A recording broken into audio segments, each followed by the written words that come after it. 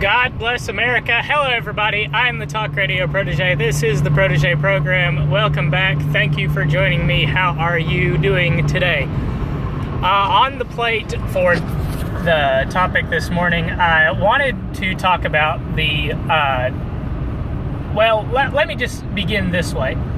There was a botched bombing attack in New York City recently. I want to say it was on Monday. And no one was killed. Only one person was seriously injured, the bomber himself. And for that reason, this has pretty much been glossed over in the news. You know, potential terror attack doesn't get near as much coverage or airtime as terrorist kills X number of people in one of the biggest tourism locations in the country. We could talk about the attacker being an immigrant who benefited from the chain migration policy of this country. We could talk about the religion that possibly motivated the attacker to commit this potential atrocity. Or we could talk about the fact that within an hour of the event, CNN decided they need to talk about Donald Trump's Diet Coke drinking habits. Yes, really. This is not a parody. This is not the Twilight Zone. This is real life. This is something that actually happened. On live television, on international television, an attack on Trump's soda drinking habit. Yes, really. The coverage was, there's a video to go along with this that I didn't take the time to try and download. But apparently, the president drinks about a dozen Diet Cokes a day. Now, we can do all the analysis on this potential, this alleged habit in less than a minute. Ready? Here we go. Assuming that he really does drink that much diet soda in one day. Number one, what business is it of any of ours, especially CNN's, that he does actually drink this much Coke?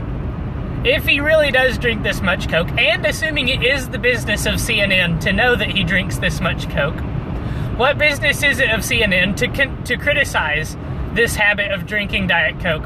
Assuming it is CNN's place to criticize this habit of drinking Diet Coke, what harm can it do to the president for him to drink Diet Coke? Well, allegedly, drinking a lot of Diet Coke is correlated, which does not mean that it causes, it just correlates with the occurrence of dementia.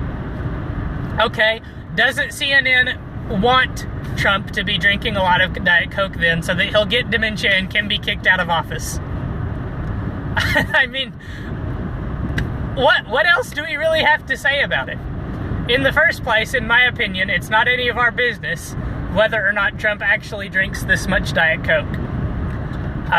Would you rather he were drinking the hard stuff, the real deal, the real Coca-Cola stuff, which is worse for you than Diet Coke? If Trump's going to drink a dozen sodas in a day, would you rather him drink a dozen hard sodas or a dozen diet sodas? I personally would rather him drink a dozen diet sodas, but that's just me.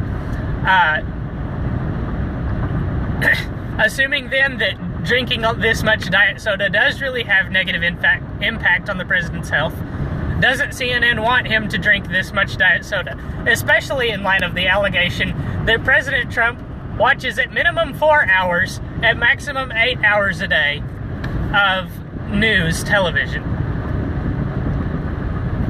Wouldn't CNN want to avoid this topic like the plague in the hopes that Trump would continue to drink a dozen diet sodas a day and then get dementia and then be kicked out of office? Why is CNN covering diet soda whatsoever?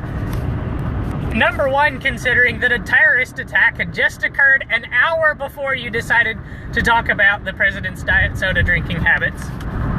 And number two, why on earth would you talk about a habit that the president allegedly has that potentially could lead to him being kicked out of office for incompetence? Why on earth would you cover this? even a fan of CNN. I shouldn't be giving them these kinds of tips, this kind of reasoning, the kind of thing where I point out to CNN, you know, if Trump's doing something that's going to get him kicked out of office, why would you cover it? Why would you talk about it? Especially assuming that, you know, CNN probably believes the New York Times coverage that alleges that the president watches 8 hours of television a day. 8 hours of news television a day. I would think it would be a reasonable assumption to say that CNN believes this report. So why on earth would you cover a story that you know the president is going to see because he watches so much news television, and that he could possibly see this report, realize that it's bad for his health, and then stop doing it? It just goes to show that the news, the left, is beyond parody at this point. Now, this would make for a really short video if I was going to stop here, so I think I am going to go ahead and talk a little bit more about the about the Times Square bomber. He was an immigrant from, do they say in the opening paragraphs? No, they say a little bit later. I don't remember off the top of my head. I know it starts with a B. I'm pretty sure it starts with a B. Where is it? Oh, come on. I know they reported on it. Why would they not have reported on it? Did I skip it? I must have skipped it. They talked about immigration. The president and other Republicans took the opportunity to talk about immigration. I might as well talk about something else here while we're at it. The politicizing of tragedy. Granted, this isn't much more of a tragedy this wasn't much of a tragedy, considering no one was killed and only the attacker was seriously injured. So the president decides to do a tweet about immigration, particularly chain immigration and shifting to a merit-based system. I know that they talked about, yeah, there it is, an immigrant from Bangladesh. I did totally skip it. I want to say this is like the 4th Bangladeshi terrorist attack in the United States of America. Perhaps there is a correlation there. But anyway, the president hears about this terrorist attack and takes the occasion to tweet and talk about merit-based immigration and a shift in U.S. policy from the current immigration policy, which is family-focused, to a merit-focused system. That's definitely politicizing the incident. Now, call me on this if I'm wrong. I don't think that I've said that we shouldn't politicize an incident. Incidents being politicized is the number one way that policy gets done in this country. It's the number one way that real world change happens. For instance, there was an intersection, a stretch of road that I grew up near. It was within a few miles of my home. It was a very dangerous intersection because there was a tall hill 100 yards from this intersection. And the speed limit on this road is 65 miles an hour. So people top that road doing 65 miles an hour, and all of a sudden are 100 yards away from this dangerous intersection. Not only that, there was a feed store on this intersection. So there would frequently be times when trucks and with heavy loads would be slowly pulling out of these areas. It was a very dangerous road, very dangerous intersection.